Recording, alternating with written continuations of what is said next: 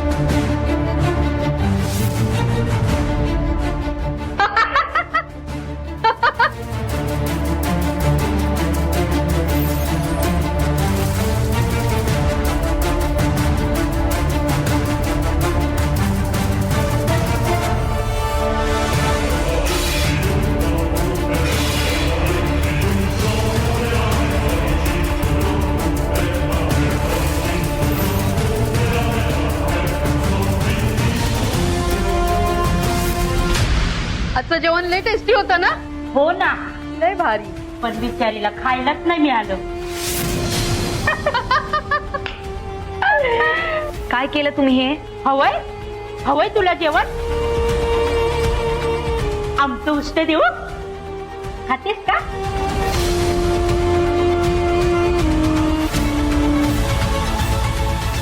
मला माफ कर, मी तुमच्या पाया पडते. सर, मी कोणालाही फसवलेलं नाहीये. मला फक्त आणि फक्त तुमच्या घरात आसरा हवा होता, एवढंच. बाकी काही नाही. आणि हो माझं नाव सायली देशमुख आहे. मी सिया मॅथ्यू. पण मी काही चुकीचं केलेलं नाही. 5 वर्षापूर्वी मला शिक्षा झाली होती, पण मी गुन्हेगार नव्हते. माझी काही एक चूक नव्हती. माझ्या बॅगेत ड्रगचं पॅकेट सापडलं होतं. मलाही नव्हतं माहित ते कसं झालं. मला साहेब नावाच्या बाईने अडकवलं होतं आणि त्याच बाईने मला त्यातून बाहेर पण काढलं होतं. आणि सर, माझं या जगात कोणीही नव्हतं. कोणीच नव्हतं. तिने मला जॉब ऑफर केला. मला काही कळत होतं काय करावं, कारण मी खूप घाबरले होते. मी घाबरून हो बोलून टाकलं, पण मला तर जॉब नव्हतं करायचं. म्हणून मी पळून आले, खूप दूर आले आणि नाव बदलून राहायला लागले. एवढंच, बाकी काही नाही. प्लीज माझ्यावर विश्वास ठेवा. विश्वास का ठेवू? तुझ्यावर विश्वास चांगला का ठेवू? त्या दिवशी तू घरात आलीस ना, तेव्हाच मला सगळं सत्य सांगू शकली असतीस. सर, नाही सांगू शकले मी, कारण खूप वर्षानंतर मला प्रेम मिळालं होतं. आणि माझ्या खरं बोलल्यामुळे मला जोडली गेलेली माणसं माझ्यापासून लांब झाली असती. मग मी कसं सांगणार होते? सर, प्लीज प्लीज मला समजावून घ्या. कसं आहे सर, प्रत्येकावरती वाईट वेळ येते आणि तुमच्यावरही आली होती, पण मी समजून घेतलंच ना. आणि हो, सिया मॅथ्यूज असो किंवा सायली देशमुख, आपण या घरातच एकरूप झालो होतो. बस! मी फक्त हे सांगण्याचा प्रयत्न करते की तेव्हा मी कोण होते हे महत्वाचं नव्हतं, मग आता का महत्वाचं आहे? ब्लॅकमेल करतेस? नाही, मी समजवते तुम्हाला.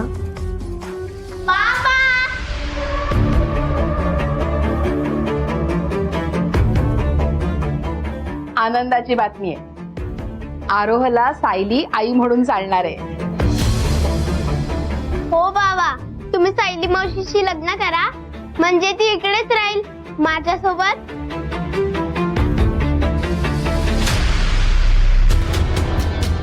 हो गॉड, सुंदरी बरोबर बोलत होती. सत्य शोधून काढायला तर फार उशीर केलाय मी. काय झालं धनंजय? कसला विचार करताय? नाही आई, ते विचार नाही करतच. त्यांना आश्चर्य वाटतंय की इतकं सहजासहजी सगळं कसं काय जुळून आलं. आणि आरोहनी होकार दिलाय म्हटल्यावरती मी आणि धनंजय लग्नासाठी रेडी आहोत आई. अगदी बरोबर बोललीस. मला माहीतच होतं आरूला मान्य आहे म्हणल्यानंतर धनंजयला पण मान्य होणारच, म्हणून तर मी पेढे घेऊन आलीये. चला तोंड गोड करा.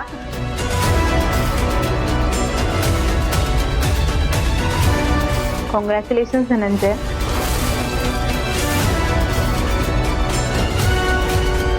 आरोह, कॉंग्रॅच्युलेशन.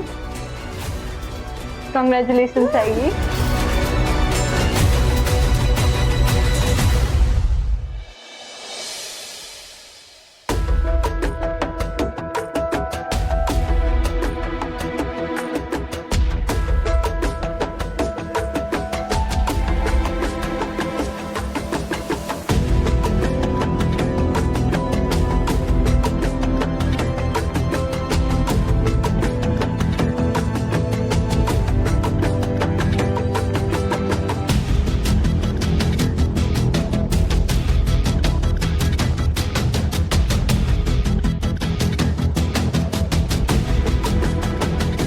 गुलाब कुठे गेली?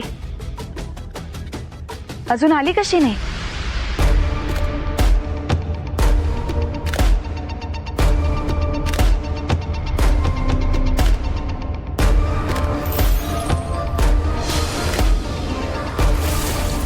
मला ना आता तमाशा नकोय.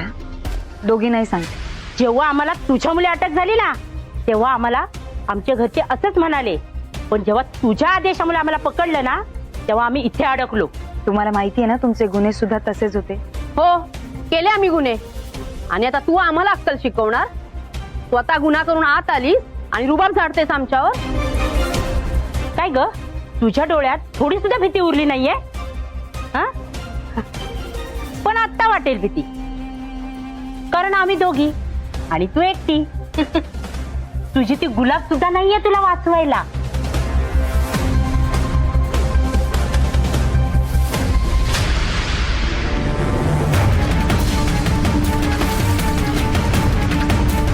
सोड.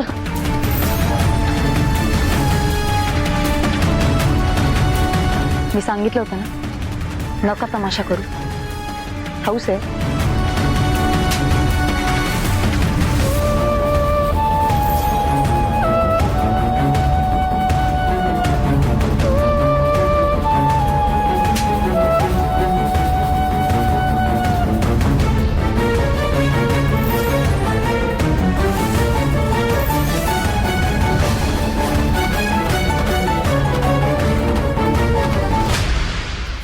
तुम्हाला काय वाटलं, घाबरले मी? नाही, मी काय नाही केलं.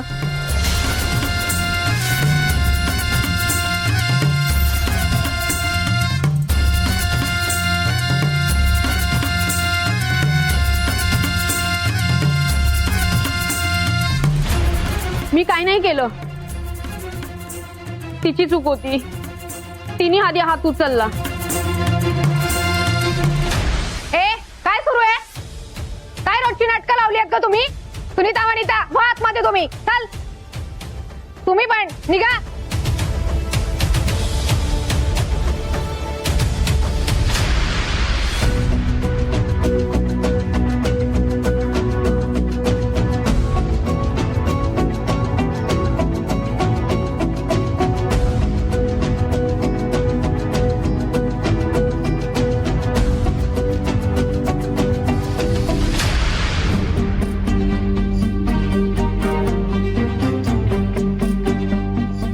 सिया फक्त स्वतःचं नाव नाही, अजून बऱ्याच गोष्टी लपवते. का करत असेल ती?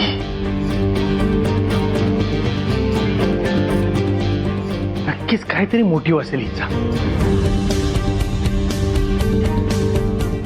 हे सगळं ती आत्ताच का करते?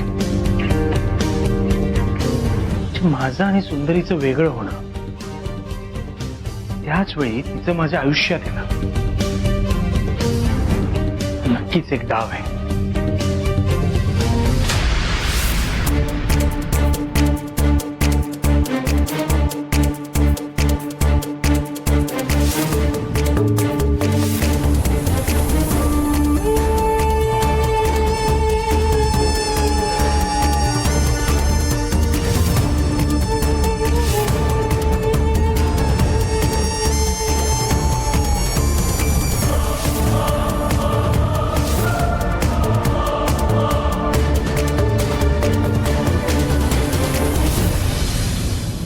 नक्कीच काही ना काहीतरी प्लॅन असणार आहे.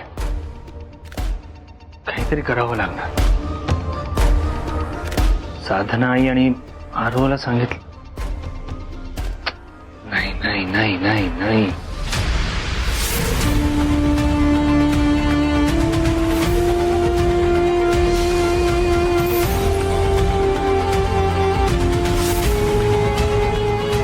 मला ब्लॅकमेल करायची सगळी व्यवस्था करून ठेवली आहे हिने.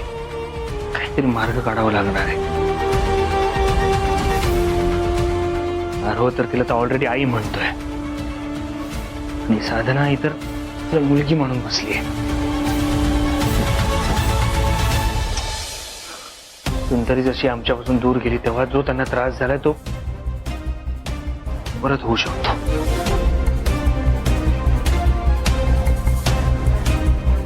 चक्रव्यूहात अडकल्यासारखं वाटतंय.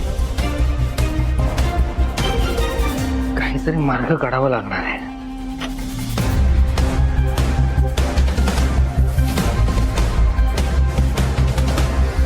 बाबा ए हरू, काय रे?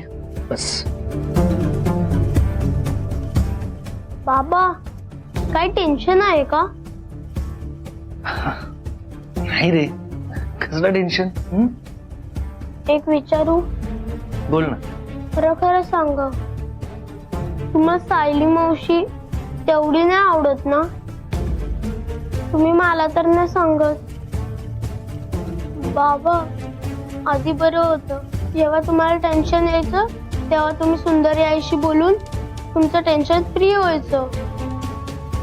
पण बाबा एक बोलू, सुंदरी आई आता परत कधीच येणार नाही का? ती किती चांगली आहे. सुंदरी आईला कधीच मावशीने बोलणार, तिला मी आईच बोलणार.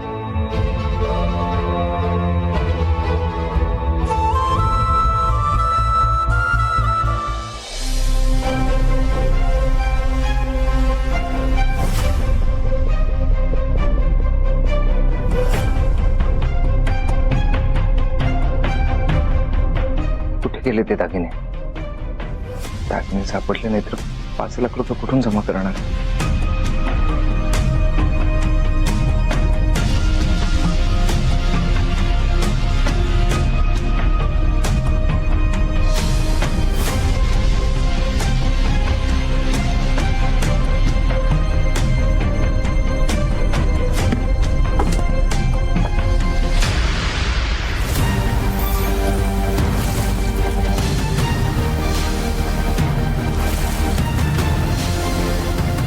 मला वाटलं होतं बदललायस तू. उशिरा का होईना पण माणसात आलायस. तुझ्यावर विश्वास ठेवायला पाहिजे, पण नाही. तो माझा भ्रम होता आणि माझा भ्रम तुटला. तुला पैसे पाहिजेत ना? घे हे दागिने. सरू आणि धनंजयच्या लग्नासाठी केले होते हे दागिने, पण त्या लग्नाच्या तर तू चिंधड्या उडवल्यास. तुला पैसे पाहिजेत ना आदित्य? घे हे, मोडो पैसे.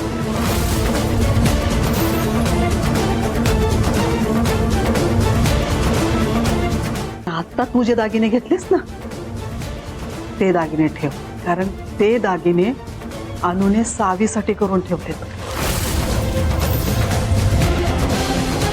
आणि माझी सरू त्यांना जीवापाड जपते.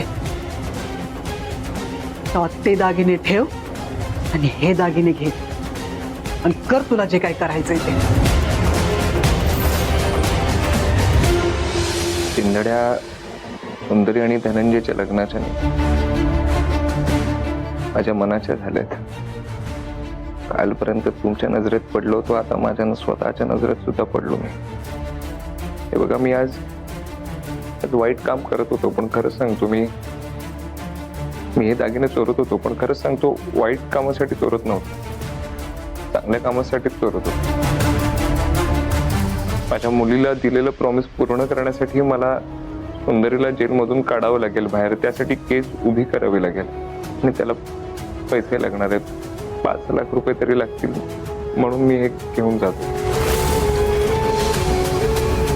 अरे मग तू आधी हे का नाही सांगितलं? तू का नाही बोललास आदित्य? हे सगळं करायची काय गरज होती? कुठल्या तोंडाने सांगणार होतो? स्वतःच्या मुलीला दिलेलं प्रॉमिस पूर्ण करण्यासाठी सुद्धा माझ्याकडे पैसे नाहीये. कुठल्या विचाराने मी सुंदरीला सावीपासून वेगळं करण्याचा विचार करतो मला खरंच माहित नाही. स्वतःच्या मुलीला तरी सांभाळू शकलो असतो की नाही देवालाच माहित. पण खरं सांगतो देवपणे ना माझी परीक्षा बघतो. तेव्हा वाईट काम करत होतो ना तेव्हा सगळं सोपं होतं. पण आता जेव्हा चांगलं काम करण्याचा प्रयत्न करतोय तर सगळं अवघडून बसतं. असंच असतं आदित्य. ह्या जगात चांगलं राहण्यासाठी पदोपदी संघर्ष करावा लागतो. पावलोपावली परीक्षा द्यावी लागते आणि त्या परीक्षेत जो खरा ठरतो ना तो सोन्यासारखा चमकतो. ठेवे दागिने, हे दागिने घे आणि माझ्या सरूला सोडवून आण. ठेवे घे. आई हे मी नाही घेऊ शकत.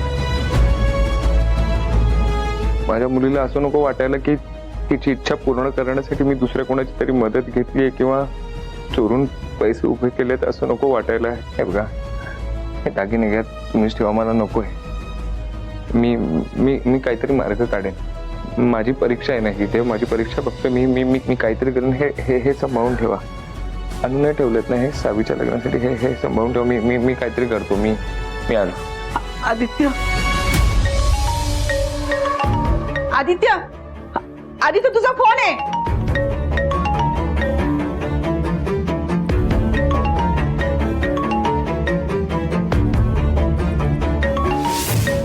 निरामय क्लिनिक. हॅलो आदित्य नगरकर, तुम्हाला किडनी डोनेट करायची होती ना? माझा मोबाईल कुठे राहिला? इथेच कुठे? काय कोणाचा फोन आला? निरामय क्लिनिक. द्या द्या. हॅलो. एका किडनी डोनरची गरज आहे, तुम्ही लवकर या. Okay okay great. मी आलो लगेच आलो. हां थँक्यू. आदित्य अरे हे काय आघोरी काम करायला निघालास? हे सगळं करायची काही गरज नाही. आपण दुसरा काहीतरी मार्ग काढू. तू हे करणार नाहीयेस. नाही आई हे बघा ही माझी परीक्षा आहे. माझ्या मुलीला मी प्रॉमिस केलंय आणि ते प्रॉमिस मी पूर्ण करणारच. फार वाईट गोष्टी केल्यात आयुष्यात मी. आता हेच बघा ना सुंदरी आणि सावीला मी एकमेकांपासून वेगळं करणार होतो. समजा माझ्या पापांची शिक्षा ही पण नाही. माझी परीक्षा आहे नाही तर आता यातून मार्ग मीच काढणार आणि तर मला कोणाची मदत नको आहे. मी काढेन मार्ग. तुम्ही काळजी करू नका. मी आलो. बिचारी मालू काळजी करत असेल माझी.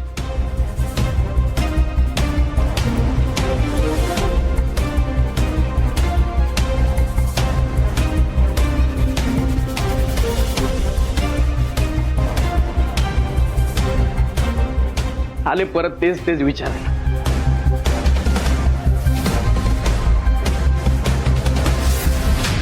अरे किती वेळा सांगितलं मी, मला नाही काय माहिती. का परत तेच विचारताय? प्लीज सोडा मला प्लीज. एकदा सांगित.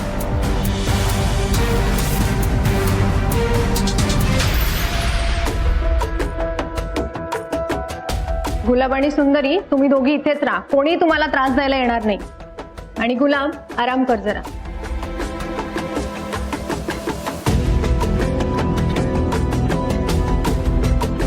ठीक आहे पाणी घे.